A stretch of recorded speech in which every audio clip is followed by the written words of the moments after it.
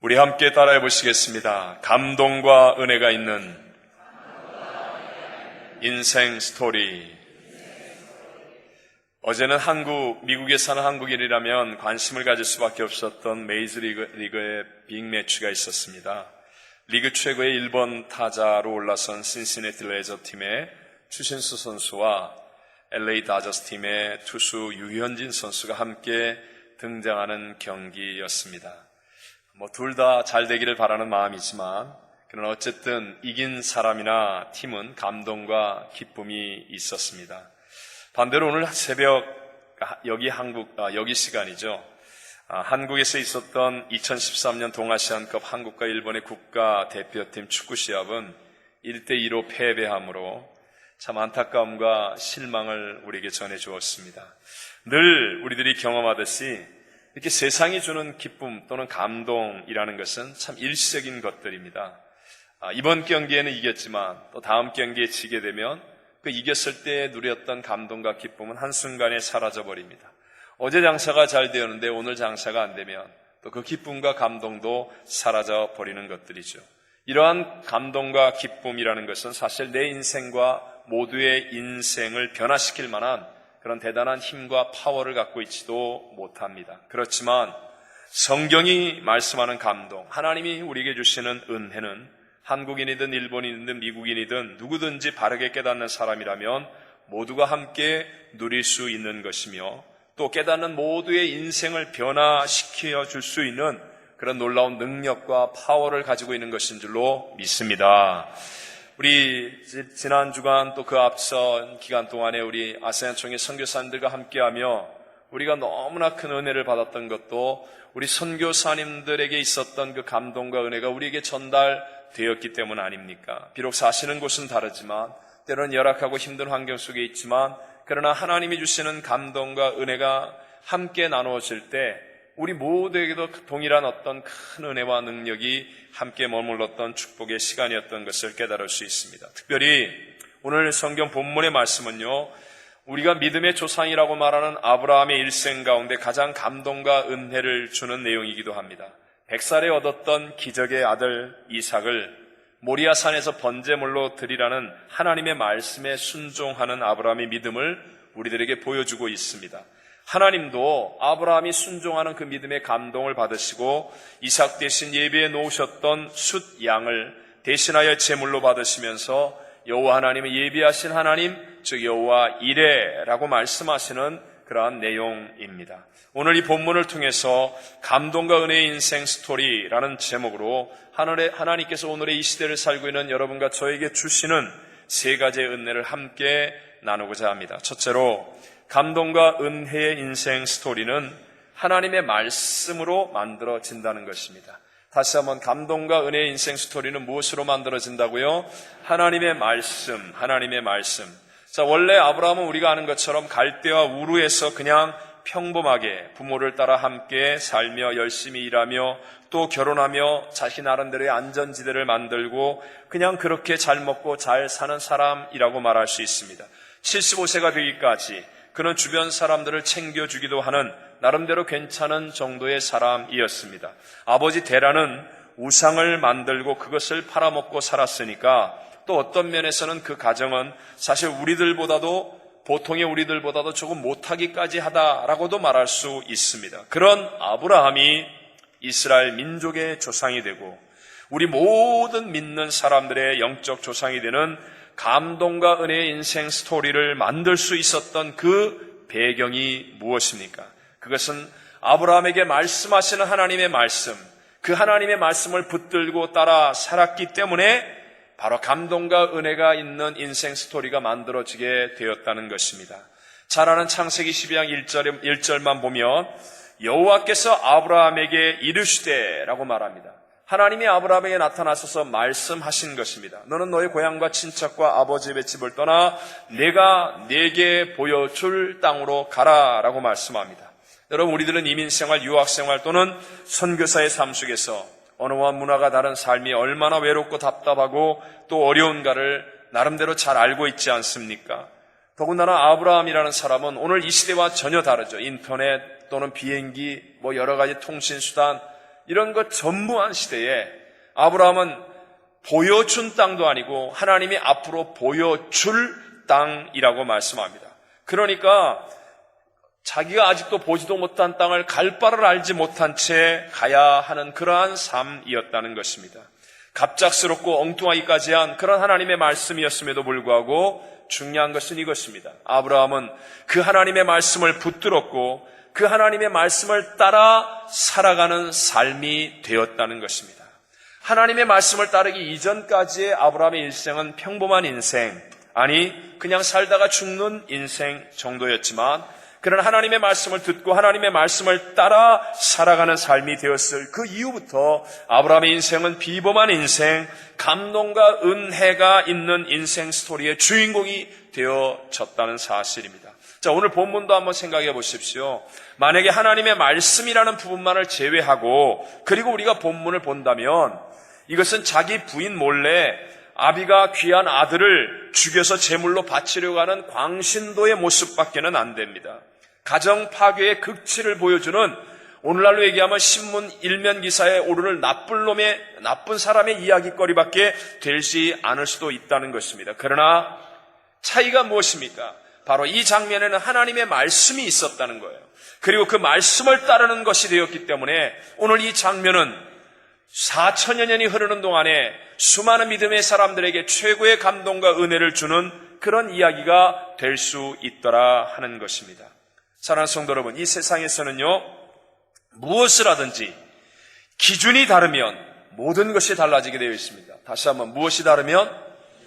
기준이 다르면 모든 것이 달라지게 되어 있습니다. 예를 들어 어제 27일이 우리 한국 전쟁 정전 60주년이 되는 날입니다. 그런데 그 기념식이 남한과 북한에서 똑같이 열렸어요. 같은 시간, 같은 기념식이었지만 그러나 형식과 내용, 메시지는 완전히 다르더라는 것입니다. 서울 행사장에서는 합창과 함께 화합의 메시지가 울려 퍼진 반면에 평양 행사장에서는 각종 무기를 전시한 대규모 군사 퍼레이드와 아주 호전적인 구호가 가득했습니다. 한국은 미래와 평화를 말했지만 북한은 과거에 집착한 전쟁을 거론했습니다. 이렇게 똑같은 정전 60주년이라는 일을 놓고 같은 시간에 이렇게 일을 하는데도 불구하고 서로가 첨예하게 다른 이유는 바로 기준의 차이 때문이라는 것입니다. 역사의 주관자 하나님의 기준은 하나님의 말씀인 것을 믿으시기 바랍니다. 이게 중요한 거예요. 우리의 안고 일어섬과 부하고 가난함과 삶과 죽음의 모든 것을 주관하시는 역사와 만물의 주관자 되시는 하나님의 기준은 미국의 법도 아니고 한국의 법도 아니고 선교지의 법도 아니라 하나님의 기준은 바로 무엇이라고요? 하나님의 말씀이라는 것입니다. 하나님이 천지를 창조하실 때 무엇으로 창조하셨습니까?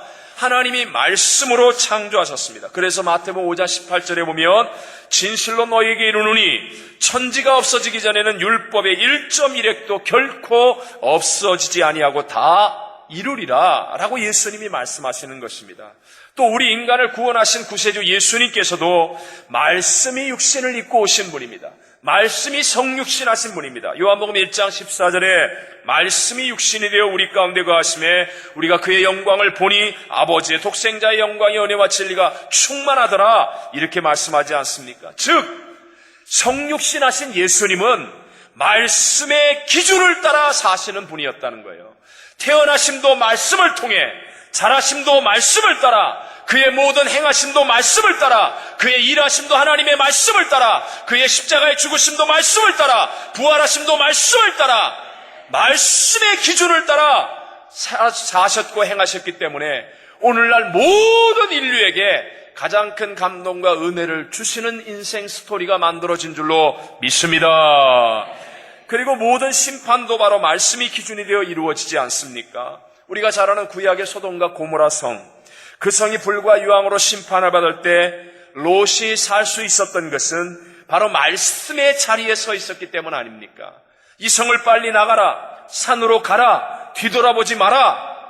말씀 위에 서 있었을 때 그때만 구원을 받을 수 있더라 하는 것입니다. 롯이 얼마나 착하냐 악하냐, 그가 얼마나 성공했느냐 실패한 사람이냐, 능력이 있느냐 없느냐, 돈이 많으냐 적으냐가 아니라 그 모든 것보다 더 중요한 것은 그들이 말씀 위에 서 있느냐 그렇지 않느냐에 따라 심판이 결정되더라 하는 것입니다.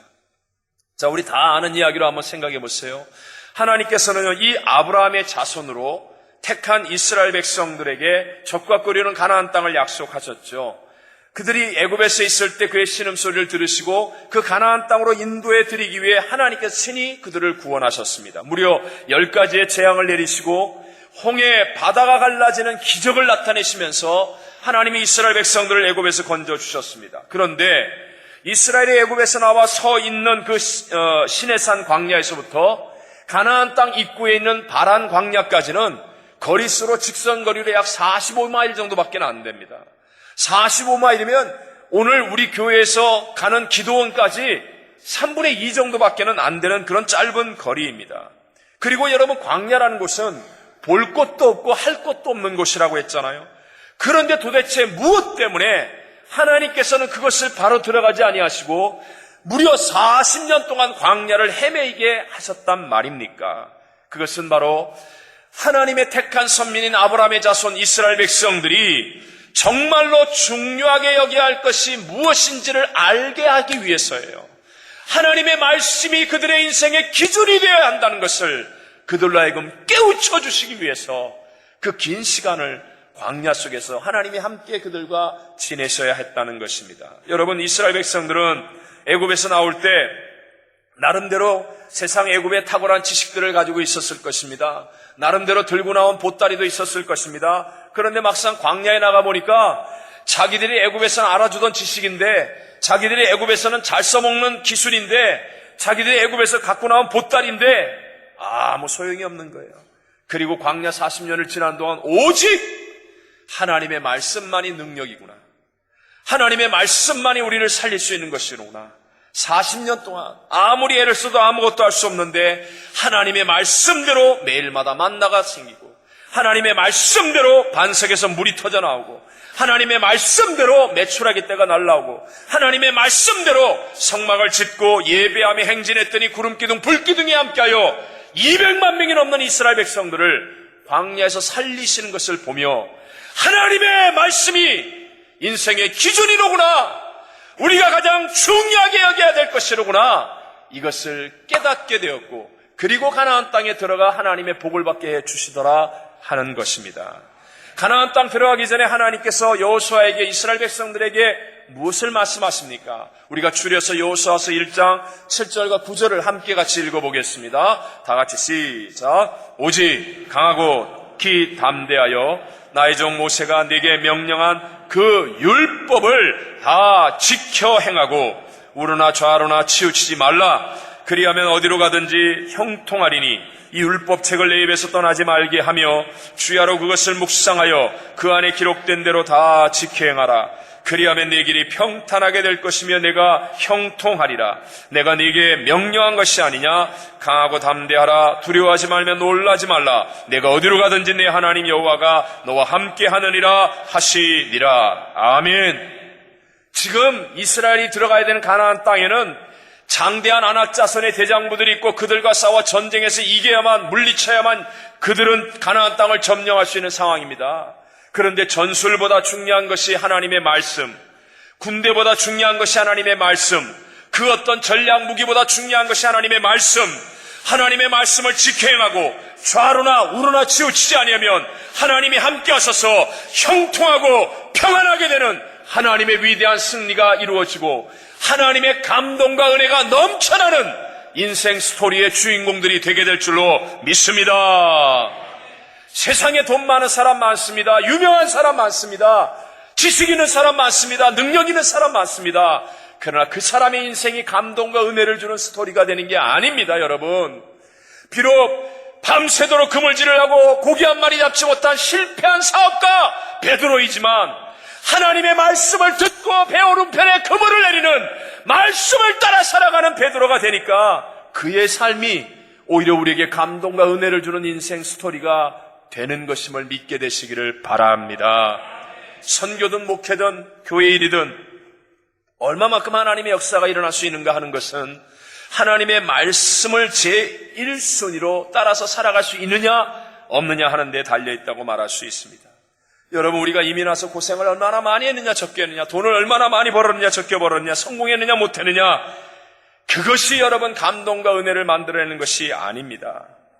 하나님의 약속의 말씀을 따라 살아갈 때 우리 자손 대대로 남는 감동과 은혜가 되어지고 이 세상 가운데 하나님의 영광의 빛을 발하는 감동과 은혜가 만들어지는 인생 스토리의 주인공이 될 수 있다는 사실을 믿게 되시기를 주의 이름으로 축원합니다. 두 번째로요, 감동과 은혜의 인생 스토리가 만들어지려면 선물보다 선물을 주시는 분을 더 중요하게 여겨야 합니다. 자, 선물보다 무엇을 더 중요하게 여기라고요? 선물을 주신 분. 자, 오늘 본문 1절에 보면 하나님이 아브라함을 시험하시려고 라고 말씀합니다.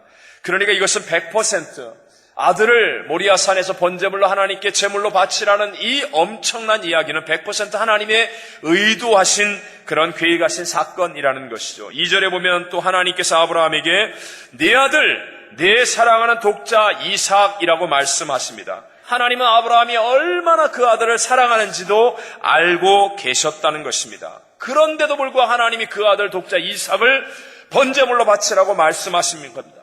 거기는 하나님의 분명한 의도가 있지 않겠습니까? 그리고 아브라함은 그 시험을 분명히 통과하였습니다. 그것이 어떤 방법입니까? 한마디로 얘기하면 선물보다도 선물을 주신 분을 더 중요하게 여겨야 한다라는 것입니다. 3절에 보면요, 하나님의 말씀을 들은 아브라함은 아침에 일찍 일어나서 모리아산을 향해 갑니다. 이 말의 의미가 뭐죠? 아내보다도 하나님의 말씀이 더 중요하더라. 믿으시면 아멘. 남자분들만 아멘을 하는데 다시 한번, 아내보다도 하나님의 말씀을 따르는 것이 더 중요하다고 믿으시는 분은 아멘. 아멘. 오늘날 가정 여러분, 가정을 만드신 분이 하나님이신 것을 믿으시기 바랍니다. 네? 하나님을 우선하면 하나님 안에서 가정의 축복이 만들어질 줄로 믿습니다. 근데 가정 하면서 하나님을 2순위로 제쳐버리면 가정이 사는 게 아니에요. 아담과 하와의 가정처럼 박살나는 가정이 되어버리고 말 수도 있다라는 거지요. 또 자신의 감정과 고뇌보다도 하나님의 말씀이 우선이라는 것입니다. 아브라함은요, 지금 어마어마한 문제 앞에 있지만 그럼에도 불구하고 이 귀한 선물 주신 하나님을 기억하며 하나님을 우선으로 하여 행동하는 사람이 되었다는 거지요. 5절에 보면 모리아산이 보이는 곳에 이르러서 아브라함이 종들에게 말합니다. 너무나 멋진 말입니다. 한번 같이 읽어볼까요? 시작. 너희는 나귀와 함께 여기서 기다리라. 내가 아이와 함께 저기 가서 뭐하고? 예배하고 우리가 너에게로 돌아오리라. 할렐루야. 여러분, 기가 막힌 고백 아닙니까? 지금 아내 사라하고도 상의하지 않고 그냥 나왔어요. 요즘 말로 얘기하면 이거 완전히 진짜 이제 끝나는 인생이죠, 이건. 그런데도 불구하고 아브라함의 마음은 지금 자기 아들을 죽이는 입장인데도 불구하고 흔들림이 없어요. 예배하고 우리가 너에게로 돌아오리라. 쉽게 말하면 아들을 죽여서 제물로 바치는 이 어마어마한 고뇌의 문제보다도 하나님을 예배하는 그것에 아브라함의 마음이 더 기울어져 있더라 하는 것입니다.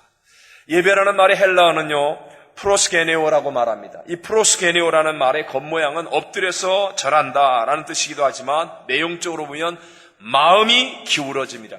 마음이 기울어짐. 즉 아브라함은 지금 아들을 지금 번제물로 죽여야 되는 엄청난 문제도 있지만 그러나 그의 마음은 그 문제보다도 하나님을 예배하는 일에 기울어져 있는 거예요. 그러니까 하나님의 어마어마한 기적의 역사, 축복의 역사가 만들어지게 되더라는 것입니다. 우리가 잘 아는 것처럼 백두산 천지의 물이 기울기에 따라서 전혀 다른 방향으로 흐르잖아요. 하나는 압록강으로, 하나는 두만강으로. 마찬가지로 우리의 마음에 기울기가 있어요. 이 세상에 문제가 없는 사람은 아무도 없습니다. 결혼해서 살면 아내와 남편의 문제, 자식의 문제가 생기고요. 사업을 하면 사업의 문제, 직장의 문제, 물질의 문제가 생기고요. 이민을 나오면 신분의 문제, 이민생활의 문제, 여러 가지 언어의 문제가 생기고요. 숨쉬고 살아가면 인생의 문제가 생기고 신앙의 문제가 생기고 장래의 염려와 근심의 문제는 생깁니다. 사람마다 자기의 문제가 제일 큰 것 같지만 문제가 없는 사람은 없다는 거예요. 그러나 승리하는 사람은 어떻습니까? 마음의 기울기가 문제보다도 하나님을 향해 기울어져 있는 사람은 승리하게 될 줄로 믿습니다. 이게 중요한 거예요. 어떤 사람은 마음의 기울기가 문제에 있어요. 그래서 남들이 보면 그까지 문제 별것도 아닌데, 그런데 입만 열면 문제 얘기야. 문제. 예배를 드리면서도 문제, 구역이 모여서도 문제, 뭘 하면서도 문제, 봉사하면서도 문제. 왜 그래요? 마음의 기울기가 하나님을 향해 기울어져 있지 않고 문제를 향해 기울어져 있기 때문에 그런 것입니다. 오늘 본문 7절과 8절 같이 한번 다시 읽어보십시다. 너무나 놀라운 은혜를 주죠. 시작. 이삭이 그 아버지 아브라함에게 말하여 이르되 내 아버지여 하니 이르되 내 아들아 내가 여기 있노라. 이삭이 이르되 불과나무는 있거니와 번제할 어린 양은 어디 있나이까. 아브라함이 이르되 내 아들아 번제할 어린 양은 하나님이 자기를 위하여 친히 준비하시리라 하고 두 사람이 함께 나아갔어. 할렐루야. 보십시오. 문제가 해결되지 않았습니다. 처절한 문제의 한 발자국을 걸어갑니다. 모리아 산을 향해서 자기가 눈에 넣어도 아프지 않을 자기의 생명보다도 귀한 아들을 죽이기 위해 지금 문제와 함께 한 발자국 모리아 산으로 올라가는 문제의 절정 클라이막스에 있습니다. 그런데 중요한 건 아브라함의 마음이 문제에 기울어져 있지 않고 하나님께 기울어져 있었더니 아브라함은 해답을 말하잖아요. 하나님이 자기를 위하여 친히 준비하시리라. 수대양 보지 않았어요. 그런데도 불구하고 마음의 기울기가 하나님께 있으니까 문제의 절정 속에서도 해답을 선포할 수 있는 능력의 사람이 되더라 하는 것입니다. 사랑하는 성도 여러분, 우리들의 자녀들 누가 주셨어요? 끝까지 자기가 만들었다고 그러죠. 또 우리 자녀들을 누가 주셨어요? 하나님이 주셨잖아요. 그런데 나도 모르는 사이에 우리의 마음이 자식을 주신 하나님보다 내 자식, 선물인 자식에게 지금 기울어져 있잖아요. 자식 때문에 교회 못 나온다. 자식 때문에 아무것도 못한다. 하나님보다 자식에게 마음이 기울어진 사람. 교회 일, 선교사역 마찬가지죠. 이 귀한 교회 일, 선교사역 누가 하게 하셨습니까? 대답해요. 누가 하게 하셨어요? 하나님이 하게 하셨잖아요. 그런데 그 일을 시키신 하나님보다도 내가 해야 될 일, 내 업적 여기에 마음이 어느덧 기울어져 가고 있지는 않습니까? 제가 처음 사역을 감당했던 파라과이를 정말 갑자기 떠나 상파울로 임지를 옮기라는 명령을 들었을 때 그냥 한순간에 자네가 오늘부터 여기 가. 그랬을 때 정말 당황했습니다. 나름대로요, 제가 가장 젊은 시절 아닙니까? 철도 없었고 실수도 많았겠지만 가장 젊은 시절 17년 동안 내가 열정을 다 바친 사역인데 그 2층 아름다운 성전, 4층의 교육관, 선교관, 6만 6천 평의 수양관, 유일한 허가받은 묘지, 축구장, 수영장, 지교회들, 인디안 교회당. 그때 그거 하나도 내 이름 석자 새겨놓지 못했는데 갑자기 이럴 수가 있는가. 제가 내심 이렇게 생각하고 언뜻 말도 했어요. 이 지역은 참 남들이 오기 어려운 지역이니까 저는 이 지역을 끝까지 주의 영광을 위해서 지키겠습니다. 제가 막 그랬습니다. 그리고 폼 잡고 있었는데 갑자기 이렇게 떠날 줄은 정말로 몰랐습니다. 근데 그때 제가 확실하게 깨달은 게 있었습니다. 아하, 나도 모르는 사이에 이 모든 은혜를 주신 하나님보다 내게 허락해 주셨던 하나님의 선물에 내 마음이 지금 기울어져 가고 있구나. 내가 이룬 업적들, 내가 한 일들, 여기에 나도 모르게 지금 기울어져 가고 있었어요. 하나님께서는 내가 하는 일보다도 내 업적보다도 그 모든 선물을 주신 하나님께 내 마음을 기울이기를 원했는데 나도 모르는 사이에 그러고 있었던 자신을 깨닫게 되었고요. 그리고 회개하고 하나님께 내 마음을 기울였더니 하나님 탐욕하여 선이 되게 해주시는 것을 체험할 수 있었습니다. 사랑하는 성도 여러분, 좋으신 우리 하나님 주시는 부요와 풍요와 창대한 축복을 다 받아 누릴 수 있게 되시기를 바랍니다. 그런데 그 복을 받고 난 다음에 복을 주신 하나님을 잃어버리고 목사님 내가 요새 너무 바빠갖고요. 교회를 못합니다.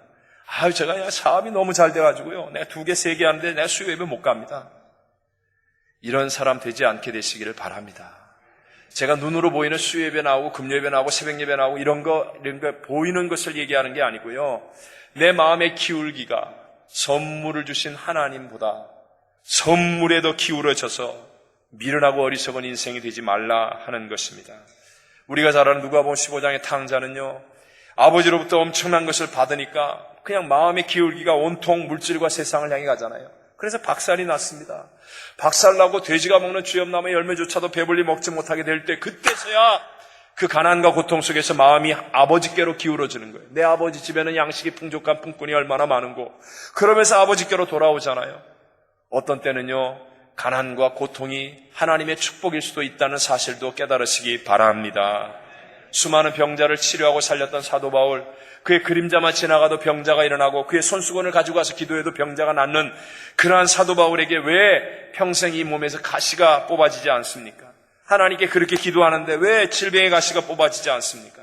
성경은 분명히 말하죠. 자고하지 않도록 하기 위해서. 즉, 언제 내 병이 도질지 몰라요. 언제 이 병이 나를 넘어뜨릴지 몰라요. 그러니까 사도 바울은요, 항상 그의 마음이 하나님을 의지하는 거예요. 내가 언제 이 병이 도져서 내가 또 넘어질지 모르니까, 내가 아무것도 못할지 모르니까 하나님 날 붙잡아 주십시오. 그의 마음의 기울기가 항상 하나님께로 기울 수 있게 하는 질병은 오히려 건강해서 놀러 다니는 것보다 100배, 1000배, 10,000배 더 큰 축복이라는 것도 믿게 되시기를 바랍니다. 네. 하나님의 초점이 어디 있습니까? 우리가 얼마나 성공했느냐? 우리가 얼마나 부유하냐? 우리가 얼마나 유명하냐? 그런 것에 하나님 초점 있지 않아요. 우리가 헬스클럽 가가지고 막 몸이 식스팩이고 막 이런 사람, 허리가 개미허리고 그런 사람 착각하지 마세요. 그저 베들레헴이 인격이고 그냥 이렇게 어쨌든 가장 중요한 핵심은 이거예요. 내 마음의 기울기가 하나님께로 기울어져 있는 사람. 내게 지금 주어진 선물보다도 선물을 주신 하나님을 더 소중하게 여길 수 있는 그 사람. 그 사람의 인생이 감동과 은혜의 인생 스토리를 만드는 사람이 될 수 있다는 것을 믿으시기 바랍니다. 마지막 3번째로요. 감동과 은혜의 인생 스토리가 만들어지려면 시선을 올바로 둬야 됩니다. 다시 한번 무엇을요? 시선을 올바로 둬야 됩니다. 지금 아브라함은요, 자기 눈에 넣어도 아프지 않을 그런 아들을 죽이려고 가고 있는 거예요. 마지막 3일길을 아들과 함께 가는 거예요. 뭣도 모르는 철없는 아들은 아버지와 함께 여행한다고 좋아하고 막 더 애교를 부리고 있는지도 몰라요. 더 재롱을 떨고 더 사랑스러워 보이겠죠. 한 걸음 한 걸음이 얼마나 고통스럽겠습니까? 제가 이번에 우리 교육자 간사 수련회를 같이 가면서 차 안에서 그 TV 프로를 하나 봤습니다. 그게 뭐냐, 진짜 사나이라는 거 여러분 아세요? 나이 많은 분들이 군대 제대하면 다시 군대 들어가가지고 뭐 이렇게 진짜 사나이하고 뭐 그런 외국인도 한 사람이 그러더라고요. 제가 첫 화면을 봤는데 거기 보니까 논산 훈련소에 이제 아들들이 막 다 들어가는 거예요. 막 수많은 아들들이 이제 군대에 막 들어가는데 부모님들이, 애인들이 쫙 와가지고 마지막 들어가는 아들을 이제 빠이하는 거죠. 그때 여러분 그 부모님들이 막 눈물을 글썽이며 누구 쳐다봐요? 아들 쳐다보는 거예요. 수천 명의 청년들이 있어도요, 그 부모님의 눈은 아들만 보는 거야. 아들 쳐다보고. 아니 요즘 같은 군대, 내가 그 프로 보고요, 와 정말 침대도 좋고 밥도 좋고 막 빵도 좋고 다시 가고 싶더라고요. 정말 그런 군대에 들어가는데도 불구하고 부모 마음에는요, 그 아들 한 2년 떨어지는 게 안타까워서 그냥 아들만 쳐다보고, 아들만. 수천 명의 사람들. 지금 아브라함은요 100살에 얻은 아들이에요. 이 사랑하는 아들 얼마나 잘 자랐습니까? 아브라함이 지금 아들하고 3일길 가는데 무슨 멋진 경치가 보이겠어요? 아니면 길거리에 떨어져 있는 뭐 짐승의 오물이 보이겠어요? 그냥 아들만 보이는 거예요. 눈에 넣어도 아프지 않은 아들. 체구도 좋고 얼굴도 훤하고 말도 아주 뭐 멋지게 하고 그냥 뭐 하나 부족할 것이 없는 아들의 일거수일투족만 보이는 거예요. 그런데 아브라함은 그렇지 않았다는 거예요. 4절을 한번 읽어보면요, 이렇게 말합니다. 제3일에 이제 마지막 죽이는 날이에요. 아브라함이 눈을 들어 그곳을 멀리 뭐한지라 바라본지라. 이야, 저 같으면요 아들만 쳐다보고 있었을 것 같아요. 근데 예배드릴 장소를 바라보고 있는 거예요. 바라보고 있는 거예요. 아브라함이 드디어 아들을 칼로 죽이려고 합니다. 이거 쉬운 일 아니죠? 제가 옛날에 그 군대에서 쫄병 때 닭을 한 마리 잡으라고 해서 닭을 잡아본 적이 있어요. 결국은 빠따 한 대 맞고 못 잡았습니다. 아이고, 그 닭 잡는데 그때 해본 사람이야지. 이 닭이 그냥 죽기 살기로 도망을 가는데 도저히 뭐 잡을 재간이 없는 거예요. 그 욕만 실컷 먹었는데요. 닭 한 마리도 죽기 살기로 도망가면 못 잡는데, 여러분, 청년 아들을 죽일 때 그 아비의 마음이 어떻겠어요? 비장각으로 정말 죽이려고 하는 그 순간 하나님의 다급한 음성이 들립니다. 아브라함아, 내가 네 마음이 나를 향하여 있는 것을 내가 보았다. 네가 나를 경외하는 줄을 내가 알았다. 그러면서 하나님께서 아들을 살려주시는 거예요. 얼마나 기쁘겠어요. 혹시 여러분 운동 경기할 때 누가 한국이 골을 넣습니다. 그러면요, 월드컵 같은 거 할 때 옆에 누가 있든지 없든지 상관없잖아요. 아무나 껴안고 막 그냥 대한민국 좋다고 막 그냥 난리법석을 피우잖아요. 아들이 살아났어요. 빨리 지금 사라한테 가야 돼요. 집에 있는 아래에 있는 종들을 만나야 돼요. 집에 가서 아들하고 밥 먹어야 돼요. 얼마나 기쁘겠어요. 근데 바로 그 순간에 아브라함은 무엇을 바라봅니까? 13절에 이렇게 말합니다. 아브라함이 눈을 들어 살펴본즉 한 숫 양이 뒤에 있는데 뿔이 수풀에 걸려 있는지라 아브라함이 가서 그 숫 양을 가져다가 아들을 대신하여 번제로 드렸더라. 아브라함은요, 항상 시선이 올바른 사람이었습니다. 시험이 다가올 때도 하나님을 예배할 곳을 바라보고, 형통할 때에도, 그럴 때에도 하나님을 위한 재물을 바라보고, 어떤 경우에도 아브라함의 시선은 하나님의 것을 볼 수 있었던 사람이었기에 그의 인생은 감동과 은혜가 있는 스토리 있는 인생이 되더라 하는 것입니다. 반대로 여러분, 우리 물에 빠진 베드로를 잘 알잖아요. 베드로가 배에서 뛰어내려 물에 들어가기까지 대단합니다. 예수님의 음성을 듣고 오라 하는 그 말을 듣고 뛰어 들어갔습니다. 그런데 베드로가 왜 빠집니까? 바람 소리에 눈앞에 일렁이는 파도를 바라보면서 물속에 빠져들잖아요. 오늘도 마찬가지입니다. 여러분, 주일날 예배 나온 분들 보통 분들이 아닌 거예요. 대단한 분들이에요. 근데 여러분, 왜 세상에 나가서 물에 빠집니까? 예수님도 바라보면서 마찬가지로 세상도 바라보기 때문에 그래요. 베드로가 예수님을 안 본 게 아니에요. 보고 있었으니까 주여 나를 좀 살려주십시오 하지요. 문제는 예수님만 바라봐야 되는데 예수님을 보면서 문제를 더 크게 바라보니까 시선이 흔들리니까 안 되는 거예요. 항상 주님이 주시는 메시지가 무엇입니까? 오늘 우리가 문제를 이길 수 있게 하시고 시험을 이길 수 있게 하시고 세상에 승리하게 하시는 주님의 메시지는 나를 앙망하라는 거예요. 하나님께 집중하라는 거예요. 시선을 빼앗기지 말라는 거예요. 히브리서 12장 2절에 믿음의 주여 온전하게 하시는 예수를 바라보라는 거예요. 여러분, 이렇게 바라볼 수 있게 되시기를 바랍니다. 죄송하지만 제게 있어서 가장 큰 어떤 감동 있는 기적 중에 하나는 선교제에서 일어났어요. 우리 선교사님들의 그 이야기가 우리에게 더 많은 감동을 줄 수 있는 이유. 왜냐하면 선교제에서는 바라볼 다른 게 없으니까. 제가 그때 큰 깨달음을 얻었던 경우가 있었습니다. 아주 초창기에 우리 청년들과 함께 저 인디안촌에, 브라질 인디안촌에 버스를 빌려갔습니다. 버스도 들어가지 못하는 곳에 차를 세우고 산을 정말 2개를 넘어서, 그래서 저녁에는 그 호랑이과 그 살쾡이 같은 게 나타나요. 정말 막 칠흑 같고 정글 같고, 그런데 띄엄띄엄 인디안들의 집이 있습니다. 그 낮에만 하는 거예요. 낮에 학생들과 함께 산을 넘어서 노방전도를 가고, 근데 청년들이 돌아와고 막 우는 거예요. 어느 집에 갔는데 한 소녀가 온몸에 피부병인데요, 막 터지고 고름나고, 이게 말로 형언할 수 없다는 거예요. 그 자매를 보고 와서 막 우는 거예요. 그러면서 오늘 저녁 예배에 오라고 권면했대요. 그래서 저를 보고 목사님 올 수 있게 기도해달라고. 그래서 같이 이제 기도했는데 그날 저녁에 됐는데 그 어린 자매가 산을 2개를 넘어서 왔어요. 그 예배 전에 와가지고 청년들이 와가지고 목사님 기도해 주세요. 그리고 정말로 제가 봐도요, 헉소리가 나는 거예요. 헉소리가. 그래서 간절히 기도해주고 예배가 끝났는데요. 그러나서 다시 기도를 받으러 왔는데 이건 만화 영화 같아요. 진짜로. 이게 막 터지고 진물 나고 이게 뽀송뽀송뽀송 말라가는 거예요. 너무너무 놀랐습니다, 제가. 와, 정말 하나님 살아계시고. 그리고 선교회 끝나고 교회 와가지고 새벽 예배 드리고 피부병 있는 사람 나오라고. 그래서 제가 기도했잖아요. 그 영빨 죽기 전에 기도했는데 자꾸 마음속에 하나님의 음성이 들리는 것 같아요. 연고를 발라줘라.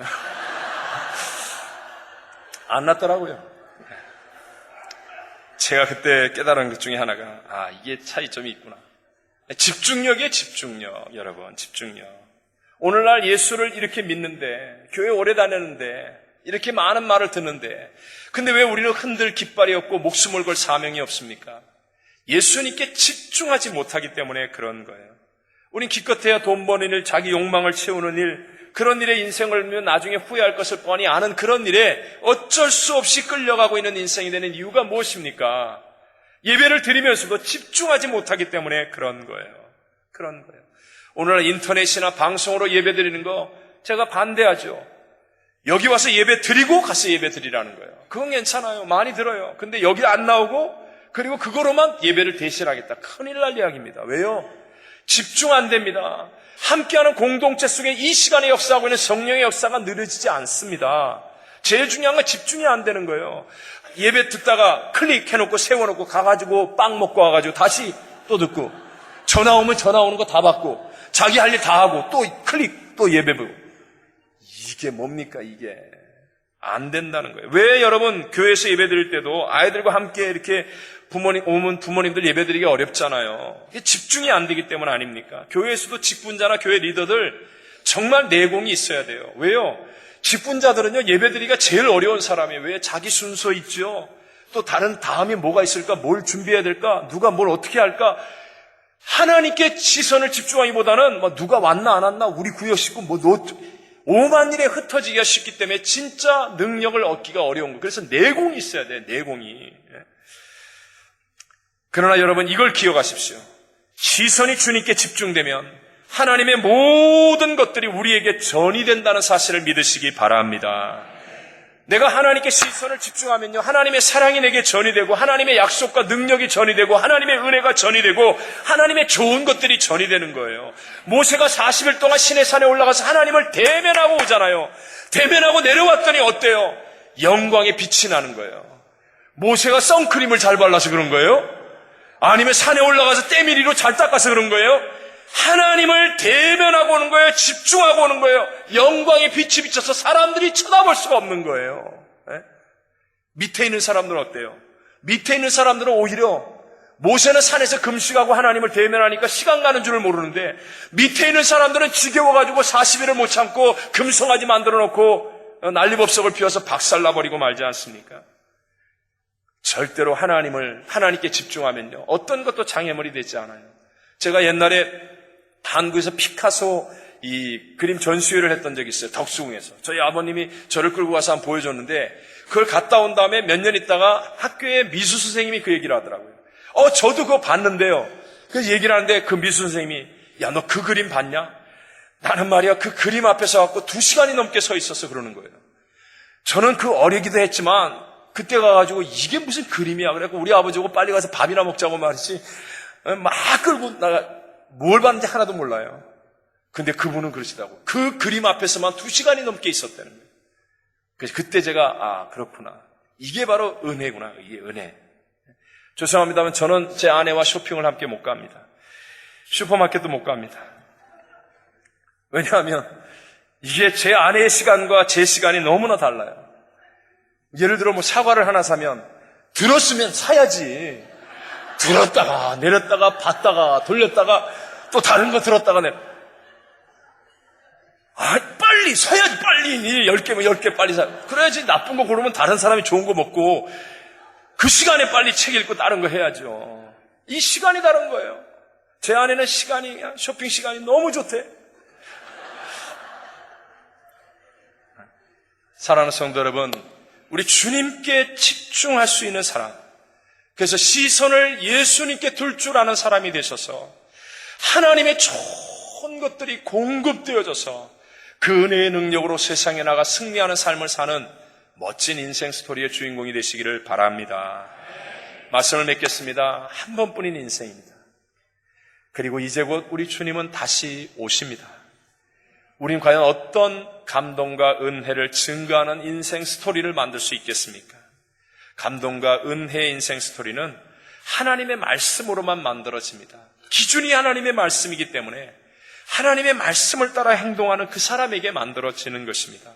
선물보다도 선물을 주신 하나님을 기억하고 내 마음의 기울기가 하나님을 향해 기울어져야 합니다. 그리고 나의 시선을 주님께 집중할 때 주님께로부터 전이되어지는 놀라운 것들을 통하여 세상을 이기고 세상 가운데 하나님의 영광을 드러내는 아름다운 인생 스토리의 주인공이 되어질 것입니다. 우리 모두 이런 믿음의 승리자들이 다 되시기를 주님 이름으로 축원합니다.